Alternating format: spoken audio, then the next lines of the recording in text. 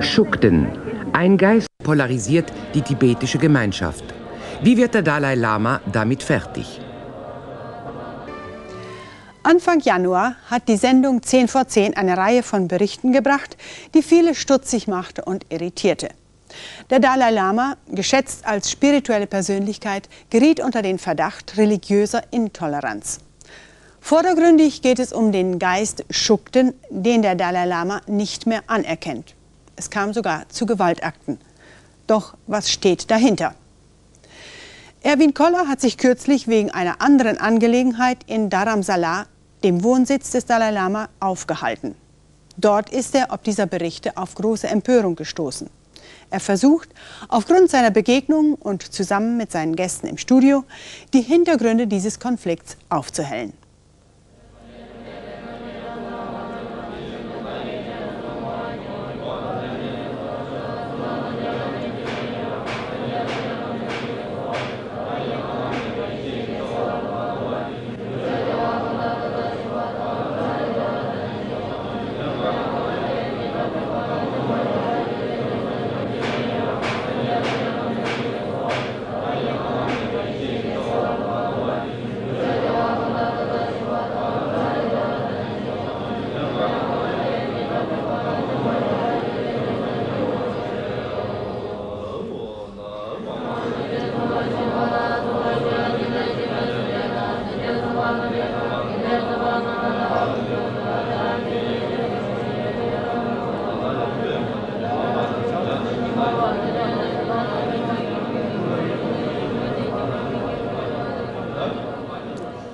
Bilder, wie wir sie gewohnt sind, liebe Zuschauerinnen und Zuschauer.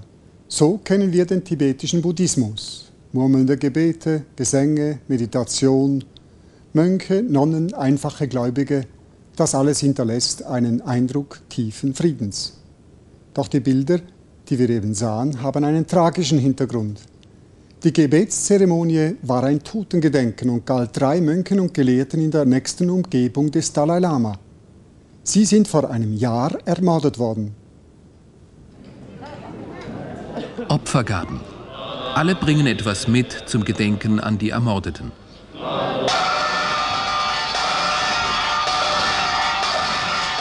Und alle Opfergaben werden nach der Zeremonie auch wieder verteilt. Während der Zeremonie werden Gebete gesungen, Tee ausgeschenkt, Brote verteilt. Mitten im Tempel sitzen die Mönche, die Nonnen sitzen am Rand.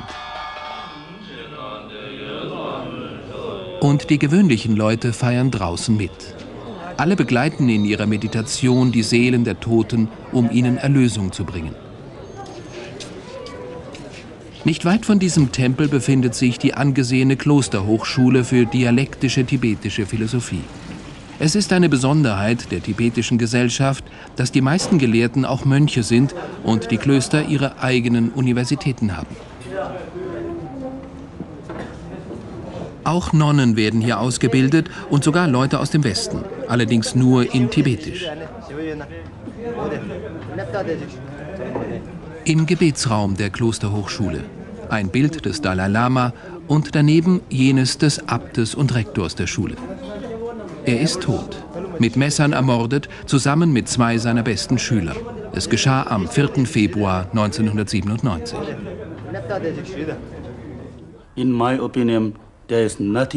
Meiner Meinung nach hat der Mord keinen politischen Zusammenhang. Die Mörder waren schlicht und einfach fanatisch und brutal. Solchen Menschen können wir keine Ratschläge geben, sich in Gewaltlosigkeit, Toleranz und Mitgefühl zu üben.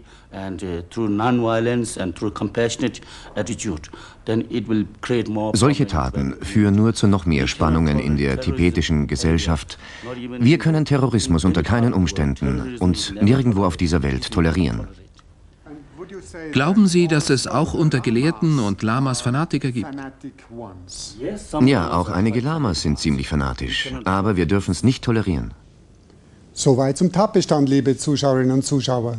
Der Mord geschah am 4. Februar 1997 im nordindischen Dharamsala und hat selbstverständlich nicht nur unter den Tibetern großen Schock ausgelöst. Weil die Bluttat einem führenden Kopf im Umkreis des Dalai Lama galt, musste auch die indische Polizei ihr Sicherheitsdispositiv für den Dalai Lama und für seine Leute verstärken. Wie konnte eine solche Tat begangen werden? Welche Motive stecken dahinter? Gibt es klare Hinweise auf die Täter? Dazu nochmals der Vizerektor und Freund des getöteten Abtes. Der Mord ist passiert, weil mein Lehrer den Anweisungen seiner Heiligkeit des Dalai Lama folgte. Er verfasste viele Artikel über die Schädlichkeit des Shukden-Kults. Diese Artikel wurden von den Shukden-Anhängern nicht geschätzt und wir erhielten viele Drohbriefe.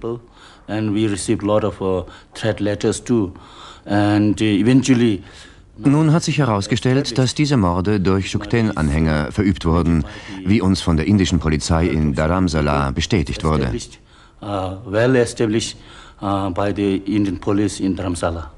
We have identified two of the murderers. Wir haben 2 der Mörder identifiziert und wir haben klare Indizien, dass die Täter mit der Shukden-Vereinigung in direkter Verbindung standen.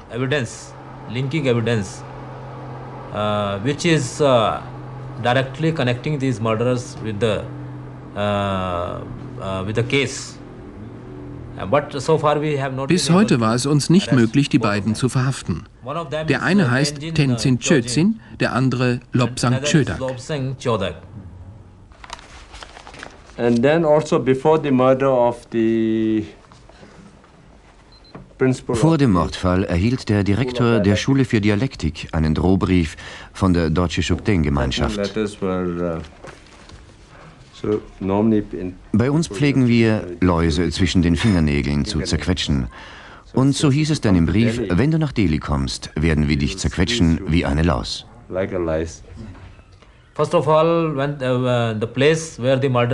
Zunächst fand die Polizei am Tatort einen Brief, geschrieben vom Präsidenten der Shukden-Vereinigung. Chime Shiring, who is the president of Dorji Shukden Charitable Trust. And this letter is a threatening letter. Dieser Brief war ein Drohbrief gegen den Abt Lobsang Gyatso und er zeigt, dass die Mörder in direkter Verbindung stehen mit den Shukden. This is one of the link. Then these murderers, they were living. Überdies lebten die Mörder in Manyukatilla in Delhi. Ein Hinweis mehr dafür, dass sie Beziehungen zum Shukden-Zentrum pflegten. Denn was geschah? Linking these two murders with Chime Shiring, because the day on which Einen Tag nachdem Abt Lobsang Gyatso von Singapur kam, übernachtete er in Delhi und machte sich am anderen Tag auf den Weg nach Dharamsala. Dabei wurde er von den Mördern verfolgt. Next day when he was coming to Dharamshala, he was followed by these murderers. And at Ambala somehow in Ambala hatten die Verfolger eine Autopanne. Daraufhin telefonierten sie nach Delhi. Sie wählten die Nummer des Präsidenten der Shukden-Vereinigung. Für diesen Anruf haben wir Beweise. At the telephone number of Mr. Chime Shiring, they talked to him, and we have traced that call. I think very few people follow this Shukden cult. Ich glaube, nur wenige Leute folgen dem Shukden-Kult. Es ist aber sehr schockierend, die Lamas zu sehen, die diesen Kult propagieren und sich gegen den Dalai Lama auflehnen. Ohne seine Heiligkeit, den Dalai Lama, werden wir Tibeter nie die Unabhängigkeit unseres Landes erreichen. Und es wird unmöglich sein, Harmonie und Einigkeit innerhalb des tibetischen Volkes zu bewahren und für unsere Sache zu kämpfen. On the basis of Bei unserer Beweisaufnahme haben wir in Kalsura im Mandi-Distrikt Fotos gefunden, welche den Präsidenten der Shukden-Vereinigung zusammen mit den Mördern zeigt. Dies ist ebenfalls ein Beweismittel, welches die Täter mit den Dorji Shukden-Leuten in Verbindung bringt. So this is also one of the linking evidence that these murderers were. Wir von der Polizei sind überzeugt, dass die Mörder von den Dorji Shukden-Leuten engagiert wurden, um den Hochschulrektor Lobsang Gyatso umzubringen. Der Rektor stellte sich immer gegen die Ideen der Shukden-Verehrer und vertrat ganz klar die Ideale und die Lehre des Dalai Lama. Shukden people, and he was propagating the ideas and ideologies of His Holiness the Dalai Lama. Das sind belastende Hinweise, doch halten wir fest, ein Urteil ist nicht gefällt. Die mutmaßlichen Täter werden über Interpol gesucht und die Ermittlungen gehen weiter. Wir wollen also auch hier kein Urteil fällen. Ein paar Fragen möchten wir trotzdem stellen und vor allem möchten wir einige Hintergründe zu diesem kontroversen Problem ausleuchten. Dazu begrüße ich nun im Studio zwei Gäste, einer aus dem Westen, einer aus dem Osten. Kelsang Gyaltsen ist Sekretär des Dalai Lama für politische und internationale Beziehungen. Er wohnt im nordindischen Dharamsala, wo der Dalai Lama seinen Sitz hat. Aufgewachsen ist er in der Schweiz. Martin Kalf hat ein Studium in christlicher Theologie und dann in Religionswissenschaften absolviert. Er ist Spezialist für Buddhismus und hat überdies im Raum Zürich eine psychologische Praxis. Herr Kalf, vorweg eine Frage. Auf welcher Ebene ist denn überhaupt dieses Shukden-Problem anzusiedeln, wenn wir das Ganze des Buddhismus nennen? Also ich würde sagen, diese Praxis von Dorje Shukden gehört zur Praxis der Schutzgottheiten. Und innerhalb der buddhistischen Praxis sind eigentlich das Zentrum der Praxis die Ethik, die Entwicklung der Konzentration, der Stabilität des Geistes und der Weisheit. Und der Platz der Schutzgottheiten ist nicht im Zentrum, sondern wie das Wort Dharmapala sagt, sie sind da, um die Entwicklung dieser Qualitäten zu fördern, zu schützen und Hindernisse, die für die Praxis entstehen können, zu beseitigen. Vergleiche über die Grenzen der Religion hinweg sind immer schwierig. Ich möchte es trotzdem versuchen. Ist die Lehre jetzt von Shukden vergleichbar mit der Frage, ob Jesus Gottes Sohn ist? Ist es vergleichbar mit der Frage, ob man jemanden als Heiligen verehren kann? Oder ist es etwa auf der Ebene, soll die Messe lateinisch oder deutsch oder in einer anderen Volkssprache gelesen werden? Also ich würde sagen, wenn man das mit Christus oder mit diesen biblischen Figuren vergleichen würde, ist der Ort falsch angesetzt.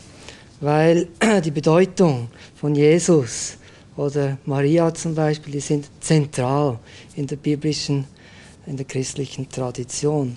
Währenddem die Gottheit Shukden ist eigentlich ohne eine kanonische Basis in der etablierten Sanskrit-Texten des Buddhismus und gehört zu einer späteren Entwicklung. Und schon aus diesem Grund würde ich sagen, wenn man das auf die Ebene stellt von Jesus, Maria und so weiter, sind wir hier am falschen Ort. Ich würde eher an Schutzheilige denken. Also Schutzpatrone, wie wir sie auch kennen, Schutzengel und so. Also von daher, ist dann überhaupt die Bezeichnung Gottheit richtig oder sollte man besser von einem Schutzgeist reden? Man spricht von Schutzgöttern, Dharmapalas, aber es werden unterschieden einerseits weltliche Schutzgottheiten und im Unterschied dazu erleuchtete. Und darum geht ja eigentlich auch diese Kontroverse zum Teil. Und die weltlichen Schutzgottheiten, die werden eher verehrt, um Gewinn zu erzielen beim Handel, um Erfolg zu haben, haben also einen weltlichen Aspekt und stehen auch schon aus dem Grund gar nicht im Zentrum der buddhistischen Bestrebungen, die auf Erleuchtung ausgerichtet sind. Herr Gyaltsen, wir werden nachher noch hören, was der Dalai Lama selber, wie er selber dieses Verbot begründet. Und hier habe ich gleich die erste Frage. Ist es ein Verbot? Ist es eine Empfehlung? Ist es eine Belehrung? Als was würden Sie das bezeichnen? Ich würde die Haltung des Dalai Lamas als einen ernsthaften Rat an die Gläubigen bezeichnen.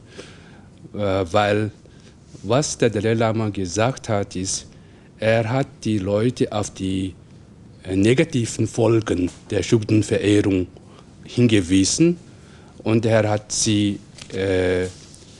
aufgefordert und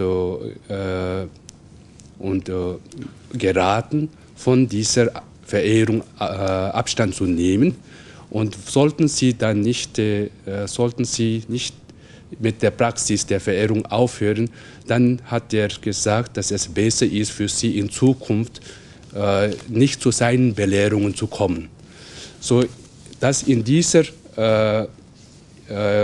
die Position des Dalai Lama ist, wer fortfährt, Shugden zu verehren, soll fortan nicht zu seinen Belehrungen kommen.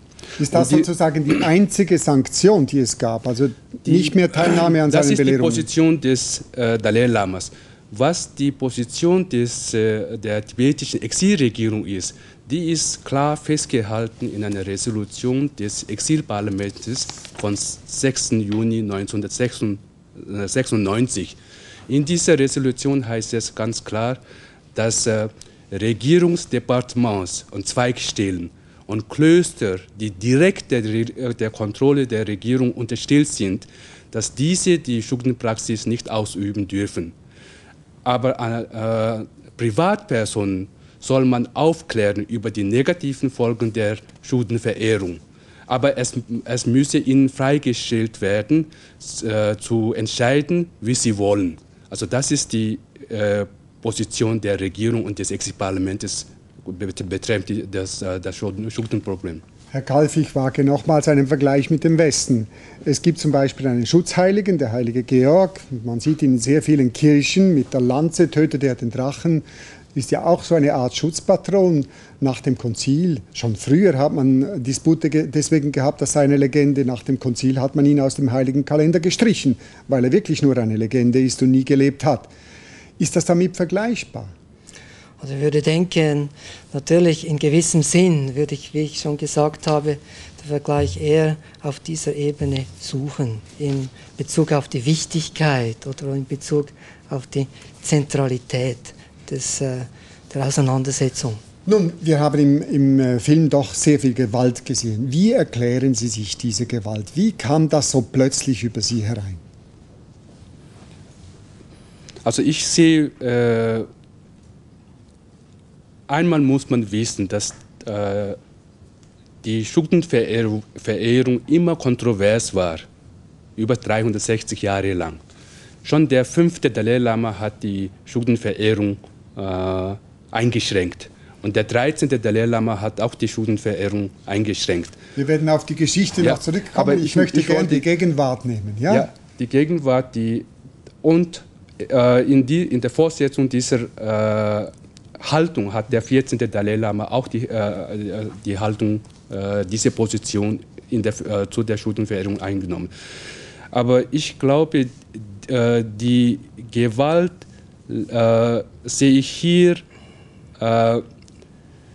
Einmal ist die im Gegensatz zu den früheren Kontroversen, die innertibetisch geblieben ist, hat die Kontroverse heute eine neue Dimension genommen. Und was sind die Veränderungen, die seit 1978 stattgefunden hat? 1978 hat seine Heiligkeit der Dalai Lama zum ersten Mal zum Schuldenproblem Stellung bezogen. Aber damals blieb das Schuldenproblem eine rein innertibetische Angelegenheit ohne Gewalt. Aber heute ist es zu Gewalt und zu einer internationalen, es hat eine internationale Dimension bekommen. Welche Veränderungen haben sich stattgefunden? Und hier sehe ich zwei Entwicklungen. Einmal ist die Verbreitung des Buddhismus im Westen in den letzten Jahren. Damit sind auch viele Europäer in den Schuldenkult eingeführt worden von tibetischen Lamas. Und diese westlichen Schuldenanhänger haben auch eine sehr intensive und aggressive Kampagne gestartet. Dann zum anderen ist eine neue Entwicklung ist auch, seit dem Anfang der 80er Jahren haben wir einen großen Zustrom von neuen Flüchtlingen aus Tibet. Und diese beispielsweise in den 3 großen Universitätsklöstern in Indien haben wir über 4000 junge Tibeter, die aus Tibet geflohen sind. Diese jungen Tibeter sind unter der chinesischen Herrschaft aufgewachsen. Sie haben keine traditionelle tibetische Bildung bekommen, noch haben sie eine neue chinesische Bildung bekommen. Sie sind kulturell und geistig entwurzelt. Sie durch ihr Leben unter der chinesischen Herrschaft als Bürger zweiter Klasse in einem Land haben sie eine große Aggression in sich aufgestaut. Und somit hat durch den Zustrom von neuen Flüchtlingen aus Tibet haben sich die Spannungen in der tibetischen Gemeinschaft im Exil auch zugenommen. Nun, liebe Zuschauerinnen und Zuschauer, wir haben vom dreifachen Mord gehört. Nochmals, es liegt kein Urteil vor. Und ich denke, wir vom Westen, wenn wir da kommen und in eine fremde Kultur hineinsehen, es ist doch erst recht ein Gebot, vorsichtig abzuklären und alle Seiten zu hören, bevor wir ein Urteil fällen. Nachweislich allerdings sind die Morddrohungen. Nun behaupten aber auch die Shukden-Verehrer, dass die Anhänger des Dalai Lama sie mit Mord bedroht und sogar Anschläge auf sie verübt hätten. Die Sendung 10 vor 10 hat das Anfang Januar in einer Reihe von Beiträgen dargestellt. Sehen Sie 4 Ausschnitte aus der 10 vor 10 Reihe. Eine ungewohnte Szene. Vor wenigen Jahren noch vollkommen undenkbar. Mönche demonstrieren gegen die Regierung des Dalai Lama.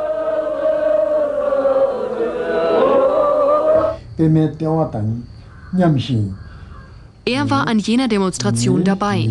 Geshe Pünzök Zültrem ist 64 und sagt uns, er erlebe die traurigsten Momente in seinem Leben. Wir hatten unsere Lehrer gebeten, uns in die Verehrung dieser Gottheit einzuführen. Jetzt müssen wir entweder gegen die Worte dieser großen Meister verstoßen oder das Verbot des Dalai Lama missachten. Ich bedauere es zutiefst, dass ich nicht vor einigen Jahren habe sterben können vor diesem Verbot.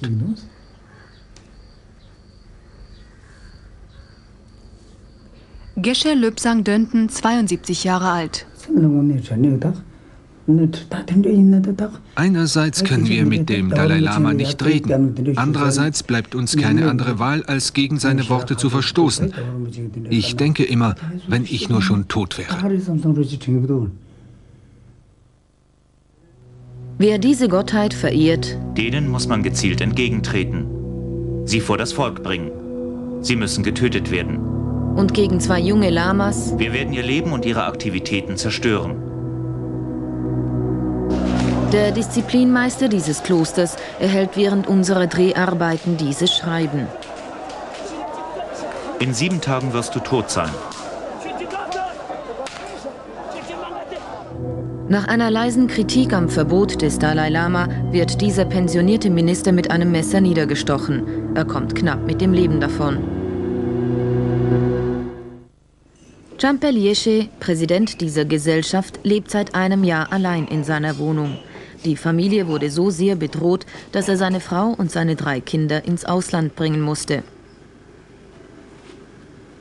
Am gravierendsten trifft ihn dieser vervielfältigte Steckbrief. Hier steht der Name meiner Frau. Die Namen aller meiner Kinder sind aufgeführt, mit den konkreten Angaben, in welche Schule sie gehen. Überall wurden diese Steckbriefe aufgehängt. Das ist wohl eine Aufforderung, uns zu töten.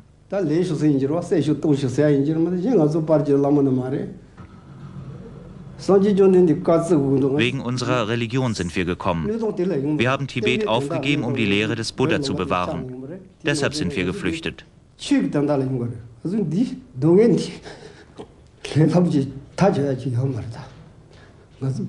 Die Verehrung dieser Gottheit kann man nicht einfach wegwischen. Unsere Väter und unsere Mütter sind gestorben. Die Chinesen haben sie getötet. Das war zwar schrecklich, aber trifft nicht in alle Tiefe. Dieses Verbot jedoch, das trifft uns ins Herz. Weshalb dieses Verbot? Der tibetische Buddhismus ist eine so tiefgründige Tradition. Durch diese Verehrung besteht die Gefahr, dass der tibetische Buddhismus zu einer Geisterverehrung degeneriert.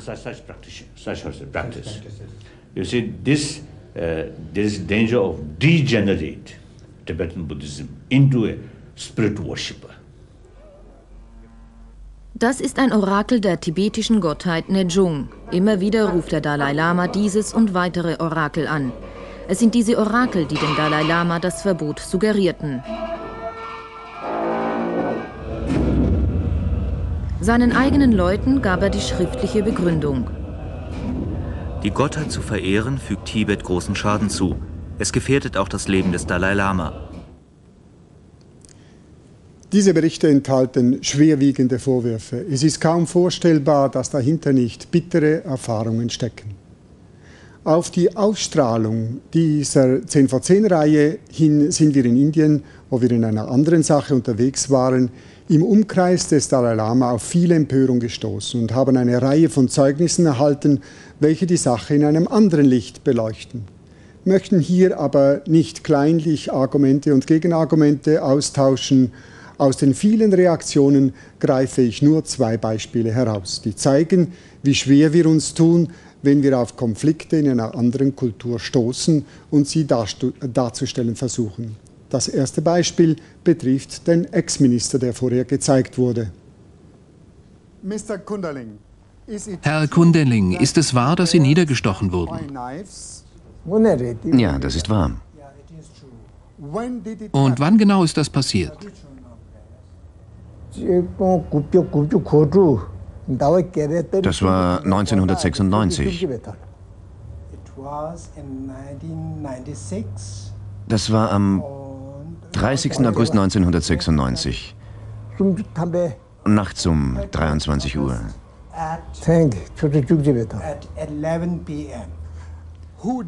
Wer war's? Nein, das weiß ich nicht. In Zeitungen steht, dass Sie angegriffen wurden, weil Sie Shukden verehren.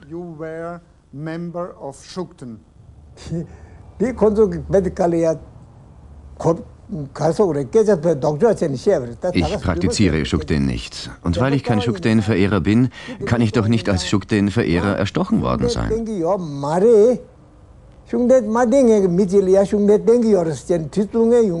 Es gibt ja viele andere Gründe dafür.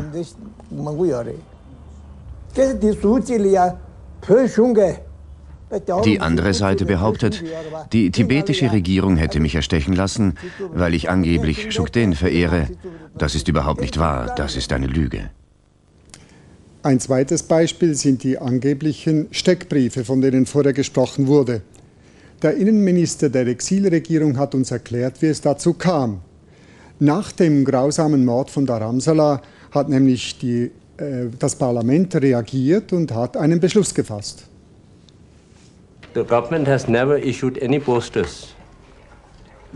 Die Regierung hat nie jemanden aufgefordert, irgendwelche Posters über Shukden-Mitglieder zu verbreiten. We have personal details. Wir haben Informationen über Personen gesammelt, die zur Shukden-Gemeinschaft gehören, denn das Parlament hat uns bei der letzten Session dazu beauftragt. Man wollte wissen, wer diese Leute sind.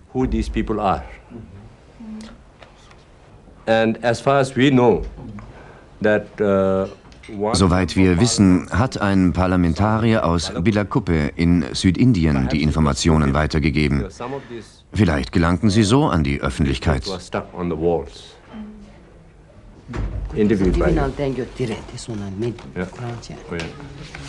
Oh yes, this is the one Erwin they showed on the. This is the TV photo. So this document says. Dies ist das vertrauliche Dokument. Obendrauf steht nur für internen Gebrauch. Again, English also says internal documents. And it says das hier heißt Untersuchungsbericht. Und wie viele Personen wurden in diesem Dokument erfasst?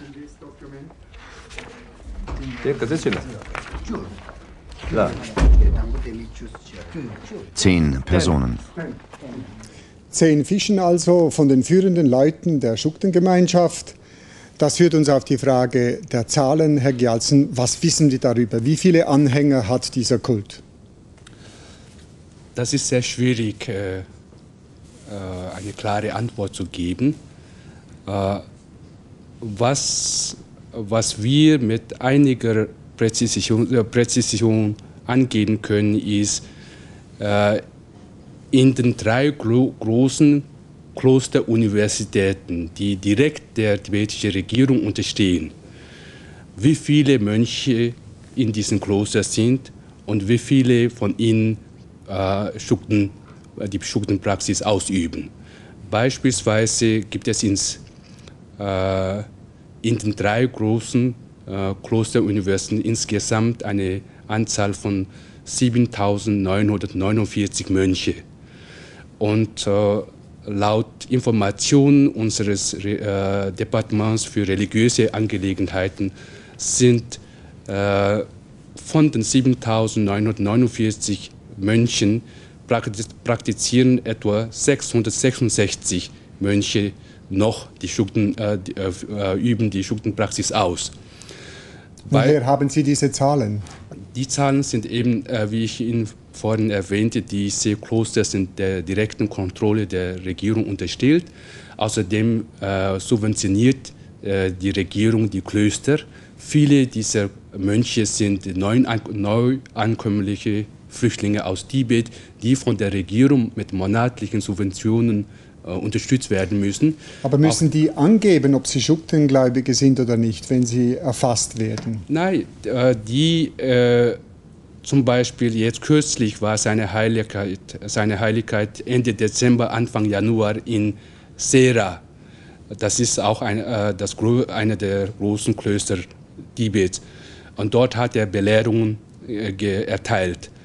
Und laut neuesten Informationen sind von den Mönchen in Sera-Kloster, dort sind 3.173 Mönche. Davon sind 150 Mönche den Belehrungen seiner Heiligkeit ferngeblieben. Also das ist ein klares Indiz.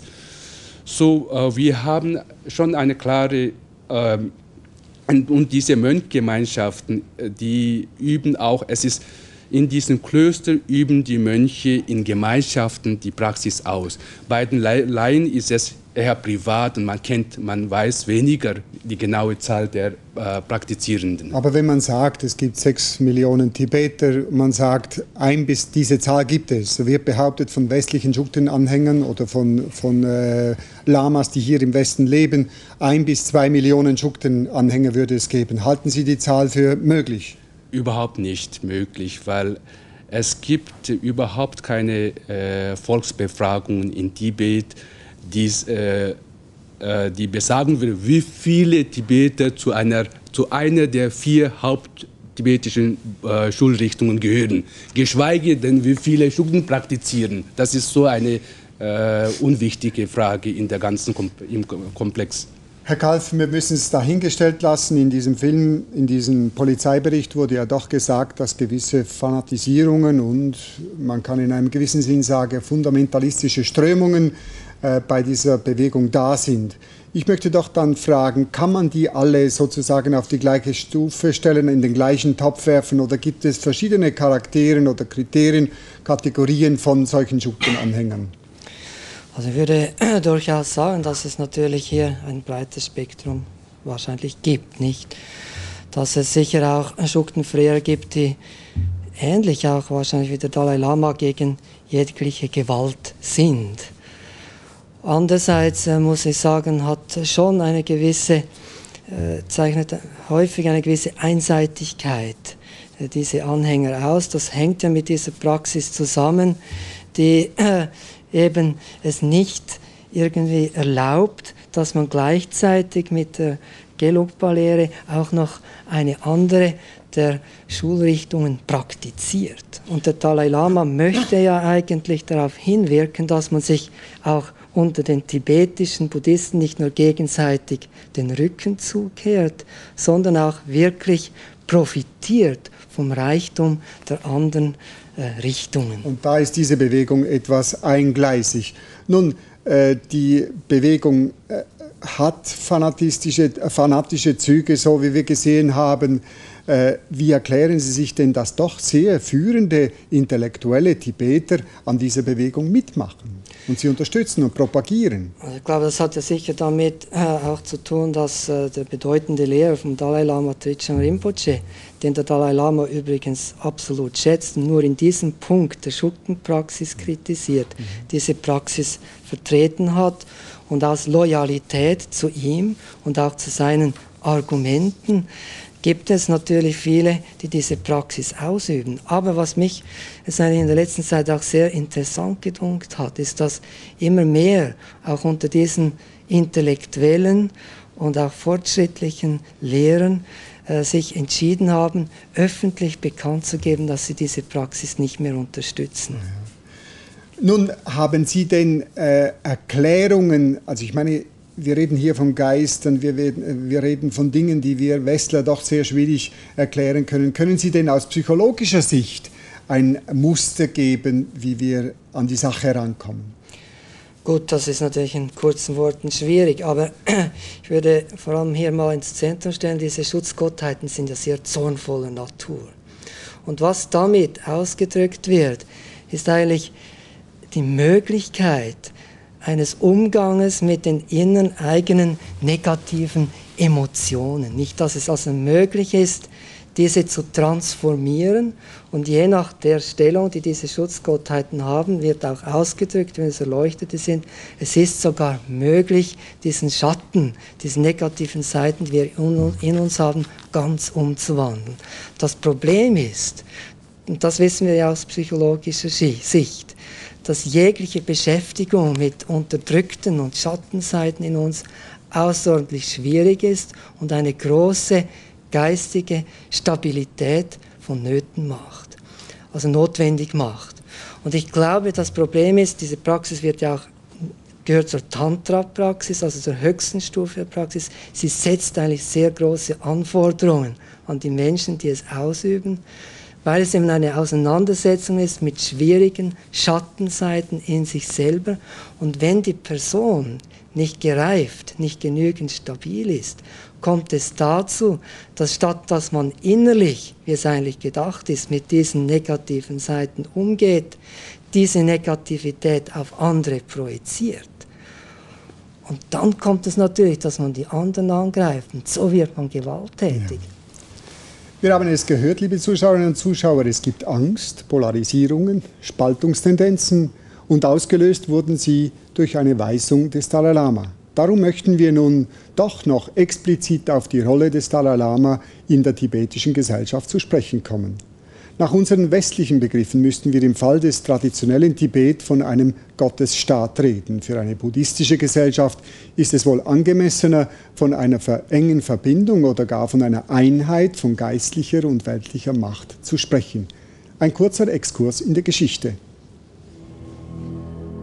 Der Potala-Palast in der tibetischen Hauptstadt Lhasa. Von hier aus hat der Dalai Lama sein Volk regiert.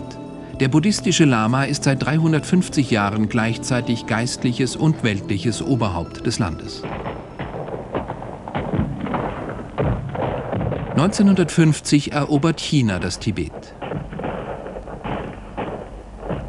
9 Jahre später flieht der 14. Dalai Lama nach Indien ins Exil.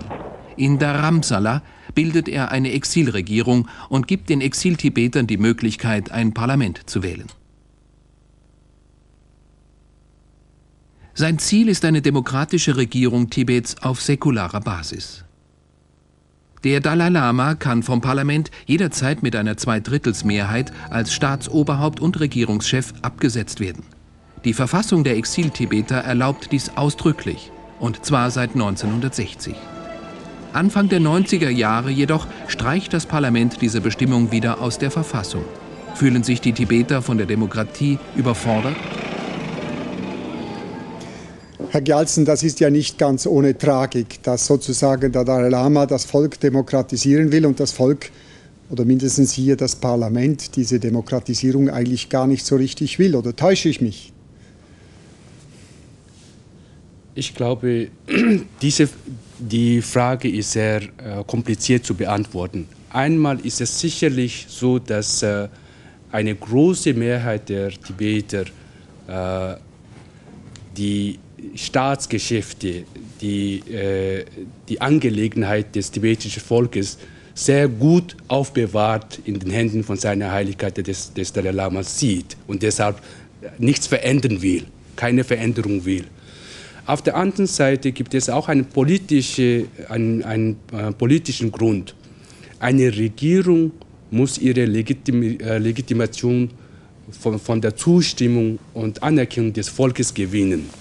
Nun ist die tibetische Exilregierung seit 38 Jahren in Exil, also getrennt von der überwiegenden Mehrheit der Tibeter in Tibet, im besetzten Tibet. Und für die große Mehrheit der Tibeter in Tibet ist die Exilregierung ohne den Dalai Lama an der Spitze eine gesichtslose Regierung. So die große Mehrheit der Tibeter in Tibet als auch im Exil sieht und anerkennt den Dalai Lama als das religiöse und weltliche Oberhaupt des Volkes. Herr Kalf, wie ist denn das psychologisch, wenn ein ganzes Volk religiös und aber auch politisch sich auf eine einzige Figur konzentriert, was entsteht dann da? Entsteht da nicht ein großer Druck im Innern? Also mit dem Druck bin ich natürlich schon einverstanden, weil der Dalai Lama repräsentiert natürlich für sie Hoffnung und auch ein Stück Identität, die ja gerade in der Situation des Exils, wo man mit Unsicherheit und Not konfrontiert ist, außerordentlich wichtig ist. Und ich glaube, wenn das in irgendeiner Form angegriffen oder bedroht wird, ist das wiederum auch für die Tibeter eigentlich, wie wenn man ihnen noch alles wegnimmt, was sie haben, auch die Hoffnung. Nun, letztlich, liebe Zuschauerinnen und Zuschauer, ist das natürlich das Recht jeder Gemeinschaft zu bestimmen, was authentisch zu ihr gehört und was nicht. Also wer drinnen bleiben kann und wer hinausgehen muss. Darin unterscheidet sich der tibetische Buddhismus in nichts von der katholischen Kirche. Das eigentliche Problem beginnt dort, wo solche Ausgrenzungen für den Einzelnen politische Folgen haben oder wo Menschenrechte gefährdet sind. Ich habe darum den Premierminister der Exilregierung gefragt, wie das rechtlich bei Ihnen geregelt ist. Was passiert, wenn bei der nächsten Wahl ein Schukden-Anhänger ins Parlament gewählt wird? Wird ein solcher Schukden-Verfechter im Parlament akzeptiert? Schon in der Vergangenheit gab es in der tibetischen Gesellschaft Konflikte. Menschen mit anderen Ansichten sitzen auch heute im Parlament. Das können wir nicht verhindern. Wir sind eine Demokratie. Wenn das Volk Schukden-Anhänger wählt, muss man es akzeptieren.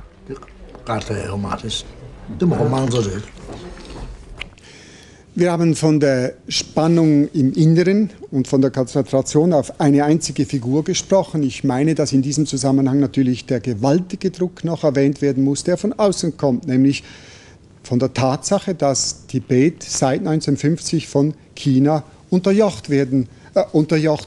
Spielt China in diesem Konflikt eine Rolle? Herr Dr. Koller, ich komme gleich zu Ihrer Frage zurück.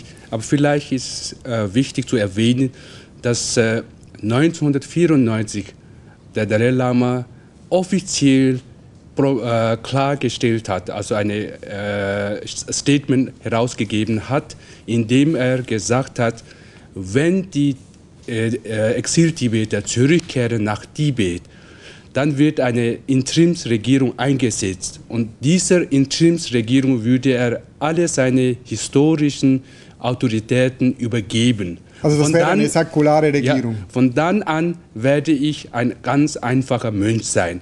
Er hat ganz klargestellt, wenn die Rückkehr, wenn die Vereinigung zwischen Exil-Tibeter und Tibeter in Tibet, wenn dieser Tag kommt, und wenn eine neue tibetische Regierung eingesetzt ist, dass er von dann an keine Regierungsposition oder politische Position innerhalb des tibetischen Staates ausüben will. Das hat er ganz klar gemacht. Jetzt wir haben klare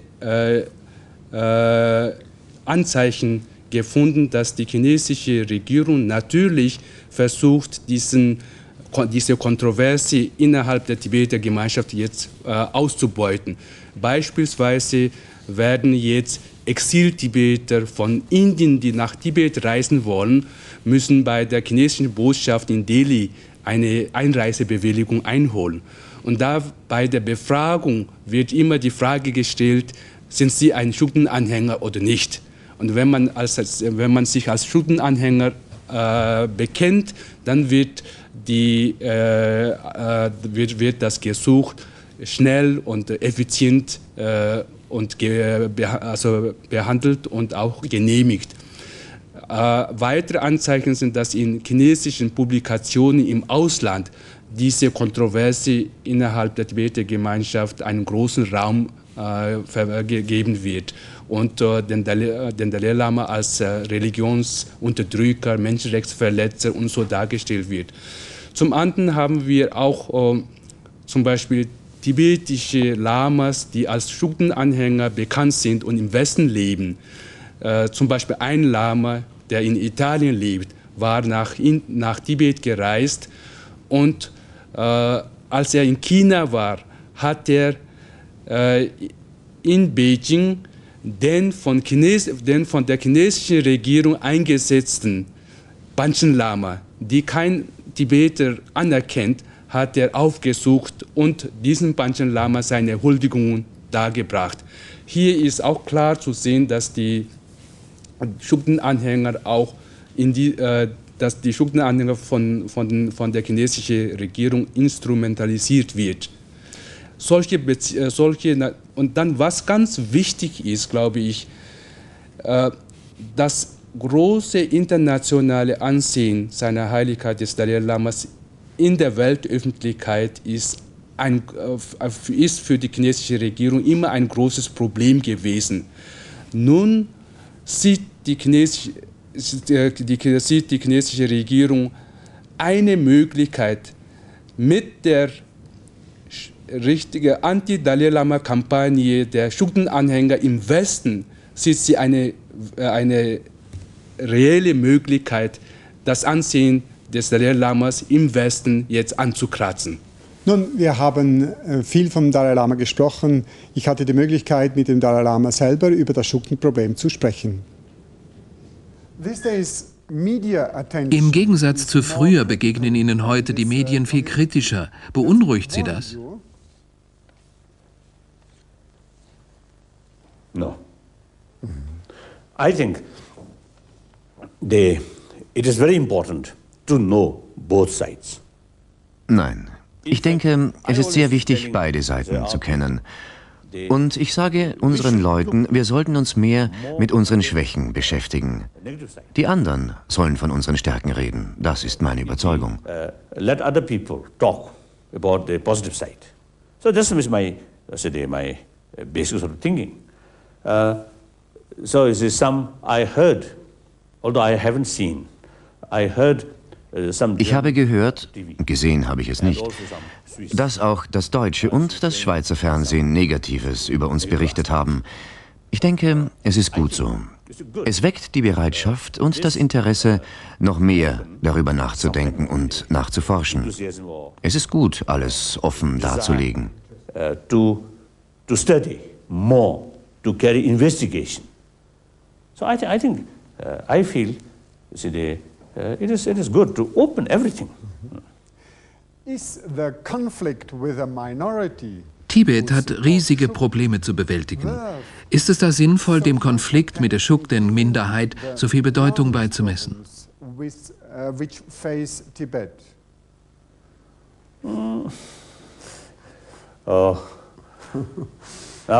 Nein, zu den Shukden. Zunächst freut es mich, dass diese Geschichte an die Öffentlichkeit kommt. Es ist eine kontroverse Sache, die schon über 350 Jahre alt ist. So viele Jahre blieb es eine kontroverse Angelegenheit. This is a controversial thing, which actually I think lasted more than 350 or 60 years. So all those years, it remained very controversial.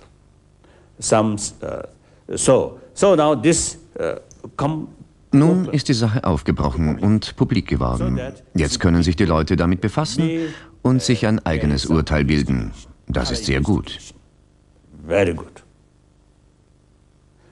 So I feel it's very good. But now I think the real thing, as I mentioned earlier, Das Wichtige aber ist, diese Kontroverse der letzten 300 Jahre hat sich nun aber in den letzten 60 Jahren zugespitzt. Der Chukden-Geist hat im Süden Tibets zu unerfreulichen Ereignissen geführt, in Kham, im Lokha-Gebiet und im Tsang-Gebiet. Causes many unfortunate events in southern Tibet and Kham area, Lokha area and Tsang area.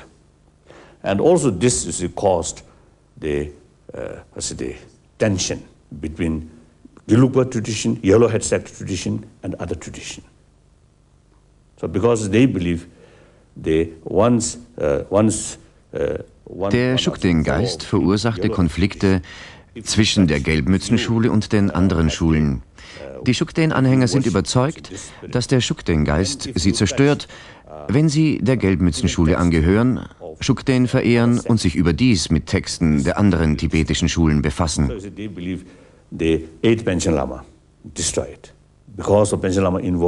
Sie glauben auch, der 8. Panchen Lama sei getötet worden, weil er sich mit den Lehren der Rotmützenschule befasst hatte.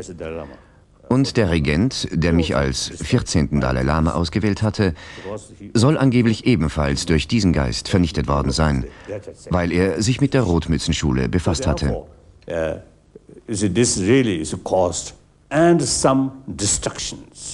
Diese Überzeugungen führten zu Spannungen in Tibet, besonders im Lokha-Gebiet und in Kham, weil das hohe Ansehen des Guru Rinpoche Padmasambhava beschädigt wurde.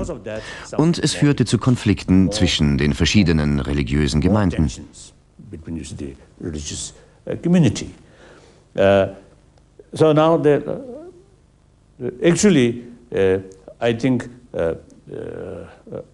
Zu Beginn der 50er Jahre verehrte ich selbst den Chukden-Geist.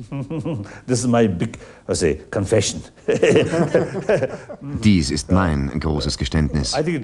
Ich denke, das geschah auch aus Unwissenheit. Schließlich habe ich festgestellt, dass es nicht richtig ist, diesen Geist zu verehren, weil eine sehr schlechte Beziehung zwischen Chukden und dem 5. Dalai Lama bestand. Und ich bin schließlich ein Nachfolger der Dalai Lamas. Ich habe meine persönliche Bestimmung und Verantwortung.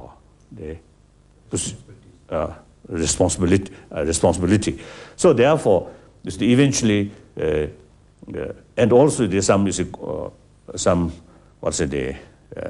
immediate causes due to some immediate causes. That means some very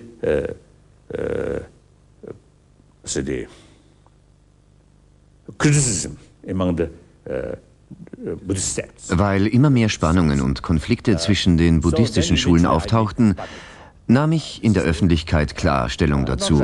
In 3 Punkten. I made clear, I think the conclusion of essence, 3 points. I see the 3 points. One, because of 5th Dalai Lama, because of bad relation with 5th Dalai Lama and the 5th Erstens, Dalai Lama, in fact, die Tatsache, dass eine schlechte Beziehung zwischen Chukden und dem 5. Dalai Lama herrschte und der 5. Dalai Lama versucht hatte, den Geist zu zerstören, hat Folgen für mich und die jetzige Regierung. The second, because of the way of their practice. Zweitens, die Chukden-Anhänger preisen diesen Geist mit so viel Hingabe und heben ihn so hervor, dass der tibetische Buddhismus zu einem Götzenkult zu degenerieren droht. That such profound Tibetan Buddhism eventually degenerate, degenerate to spirit worshipper. Very unfortunate. Then third, as you know, I always try to promote. Und drittens, wie Sie wissen, versuche ich immer, den Frieden zwischen den Religionen zu fördern, insbesondere unter den Angehörigen des tibetischen Buddhismus. Ich praktiziere selber die Lehren der Gelbmützen, der Rotmützen und aller anderen tibetischen Schulen. So for that, you see, this very sectarian Klar ist, dass die Ansicht der Chukden-Anhänger sektiererisch ist. Deshalb ist ihre Verehrung ein Hindernis in meinem Bemühen, zum friedlichen Zusammenleben aller Religionen beizutragen. Angesichts der jüngsten Ereignisse hat sich diese Gruppierung zum Fanatismus und zum Fundamentalismus entwickelt. Sogar die indische Polizei bestätigt dies im vorgefallenen Mordfall. Ob im Buddhismus, im Christentum, im Islam oder im Judentum, Fundamentalismus und Fanatismus sind ungesund. Jewish, wherever the fundamentalist or fanatic sort of view comes, that's not healthy. Herr Kalf, wir haben die Sendung begonnen mit den schönen Bildern vom Buddhismus, die wir vor allem im Westen haben. Welche Konsequenzen ziehen Sie aus dieser ganzen Debatte? Also natürlich finde ich es absolut richtig und auch wichtig für Westliche, die Buddhismus praktizieren, dass wir ein realistisches Bild von Tibet, seiner Kultur entwickeln, dass wir nicht irgendwie idealisieren. Andererseits würde ich auch davor warnen, dass wir jetzt quasi aus unserer eigenen Sicherheit, die wir haben als Schweizer, auf diesen Schattenseiten von Tibet herumreiten, ihnen vielleicht ein überdimensioniertes Gewicht sehen und an uns selber nicht auch sehen, wo wir eventuell in unserer Beziehung zu Tibet Fehler machen. Und ein ganz besonderer Punkt, der mir ein großes Anliegen ist, ich würde es wünschenswert finden, es würde mehr darüber nachgedacht, ob es ethisch vertretbar ist, dass zum Beispiel in der Schweiz die Regierung Tibet als besetzt, als Teil von China ansieht, wobei doch die Internationale Juristenkommission und auch 1993 eine neue internationale Kommission eindeutig festgestellt hat, dass im Moment der Invasion durch China Tibet ein unabhängiges Land war. Und diese Frage scheint mir besonders brisant in der heutigen Diskussion und der Aufarbeitung unserer Vergangenheit in der Beziehung zu den Nazis. Ja, Herr Gyaltsen, was ist Ihre Konsequenz, die Sie aus dieser ganzen Spannung und Debatte ziehen? Ja, einmal ist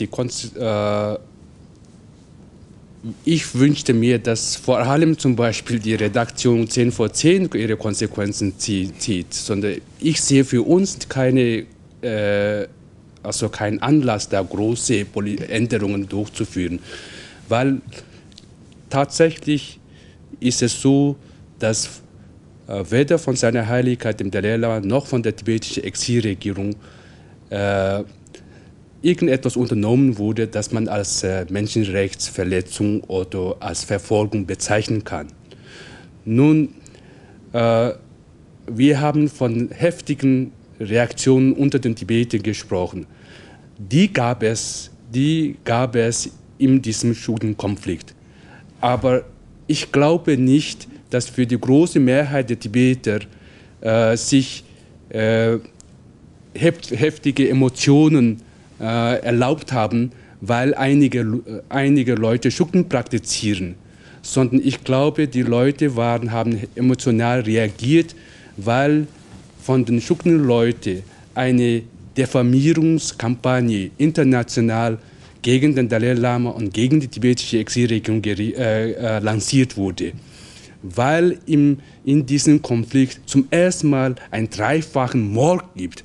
Die Gewalt und die Diffamierungskampagne ist es, die Leute heftig reagieren lässt. Und in diesem Zusammenhang weise ich auch gern darauf hin, dass die Exilgemeinschaft ist eine sehr fragile Gemeinschaft. Wir leben im Exil, verstreut in der ganzen Welt. Wir müssen beständig um unsere kulturelle, religiöse, politische Identität kämpfen. Es ist eine Gemeinschaft, die ständig unter Belastungen ist. Und und dann hinzu kommt, dass wir in China einen übermächtigen politischen Gegner haben. In dieser Situation ist das Bedürfnis der Tibeter nach Einigkeit, Harmonie, Schulterschluss sehr groß.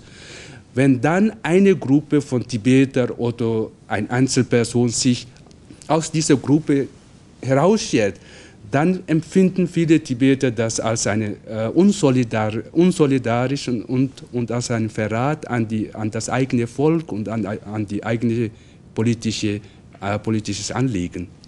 Soweit, liebe Zuschauerinnen und Zuschauer, unsere Informationen und Meinungsbilder über ein letztlich sehr kleines Problem innerhalb des tibetischen Buddhismus. Ich hoffe, dass wir Ihnen mit dieser Sendung einen kleinen Anstoß geben konnten, der Sache weiter auf den Grund zu gehen. So oft stimmen ja unsere Bilder mit der Realität nicht überein. Fiktion und Realität, das ist denn auch ein Thema einer unserer nächsten Sternstunden, wenn ich mich mit dem Dalai Lama über den neuesten Film Kundun unterhalte.